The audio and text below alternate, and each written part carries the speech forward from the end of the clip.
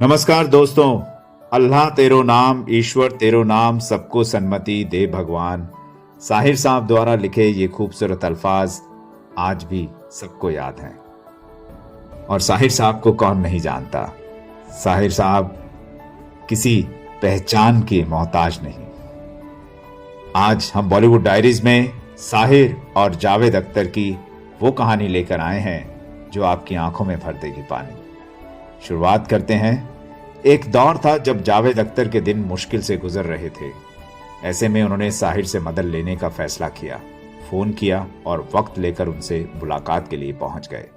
उस दिन साहिर ने जावेद के चेहरे पर उदासी देखी और कहा, आओ नौजवान, क्या हाल है, उदास हो?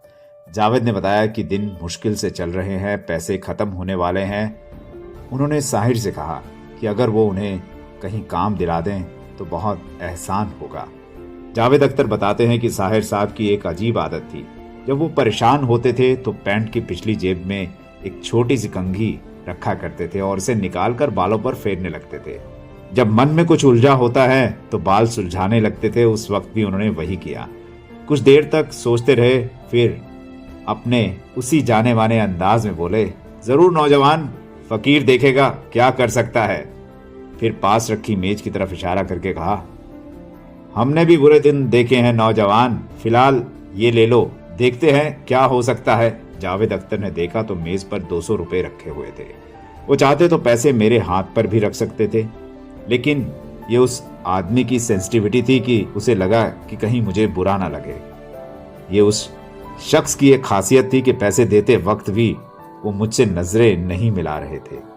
साहिर के साथ अब उनका उठना बैठना बढ़ गया था, क्योंकि त्रिशूल, दीवार, काला पत्थर जैसी फिल्मों में कहानी सलीम जावेद की थी तो गाने साहिर साहब के। अक्सर वो लोग साथ बैठते और कहानी, गाने, डायलॉग्स वगैरह पर चर्चा करते। इस दौरान जावेद अख्तर अक्सर शरारत में साहिर से कहते, साहिर साहब, आपके वो 200 रुपए मेरे पास हैं, दे भी सकता हूं लेकिन दूंगा नहीं। साहिर मुस्कुराते और साथ बैठे लोग जब उनसे पूछते कि कौन से 200 रुपए, तो साहिर साहब कहते, इन्हीं से पूछिए, ये सिलसिला लंबा चलता रहा है और चलता रहेगा। साहिर और जावेद अख्तर की मुलाकातें होती रहीं, अदबी महफिलें होती रहीं, वक्त गुजरता रहा और एक लंबे अरसे के बाद तारीख आई 25 अक्टूबर सन 1980 की। वो देर शाम का वक्त था जब जावेद साहब के पास साहिर के फैमिली डॉक्टर कपूर का कॉल आया। उनकी आवाज में हड़बड़ाहट थी और दर्द दोनों था।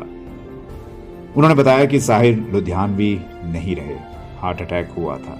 जावेद अख्तर के लिए ये सुनना आसान नहीं था। वो जितनी जल्दी हो सकता था उनके घर पहुंचे तो देखा कि उर्दू शायरी का सबसे करिश्माई सितारा एक सफेद चादर में लिपटा हुआ था। वो बताते हैं कि वहां उनकी दोनों बहनों के अलावा BR चोपड़ा समेत फिल्म इंडस्ट्री के तमाम लोग मौजूद थे। मैं उनके करीब गया तो मेरे हाथ कांप रहे थे। मैंने चादर हटाई तो उनके दोनों हाथ उनके सीने पर रखे हुए थे। मेरी आंखों के सामने वो वक्त घूमने लगा जब मैं शुरुआती दिनों में उनसे मुलाकात करता था।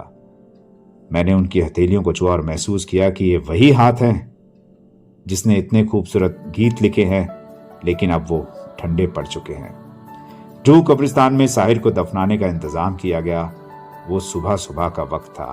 रात भर के इंतजार के बाद साहिर को सुबह सुपुर्दे खाक किया जाना था। ये वही कब्रिस्तान है जिसमें मोहम्मद रफ़ी साहब, मजरू सुल्तानपुरी साहब, मधुबाला और तलत महमूद साहब की कब्रें हैं। साहिर को पूरे मुस्लिम रस्मों रिवायत के साथ दफन किया गया। साथ आए तमाम लोग कुछ देर के बाद वापस लौट गए, लेकिन जावेद अख्तर काफी देर तक कब्र के पास ही बैठे रहे। काफी देर तक बैठने के बाद जावेद अख्तर उठे और नम आंखों से वापस जाने लगे। वो जूहू कब्रिस्तान से जैसे ही बाहर निकले और सामने खड़ी अपनी कार में बैठने ही वाले थे कि उन्हें किसी ने पीछे से आवाज दी। जावेद अख्तर ने पलटकर देखा तो साहिर साहब के एक दोस्त अशफाक साहब थे। अशफाक साहब उस वक्त की एक बेहतरीन राइटर वहीदा तबस्सुम के शौहर थे, जिन्होंने साहिर से काफी दोस्ती निभाई और साहिर साहब से काफी लगाव भी था। अशफाक हड़बड़ाए हुए चले आ रहे थे। उन्होंने नाइट सूट पहन रखा था। शायद उन्हें सुबह ही खबर मिली थी और वो वैसे ही घर से निकल आए थे।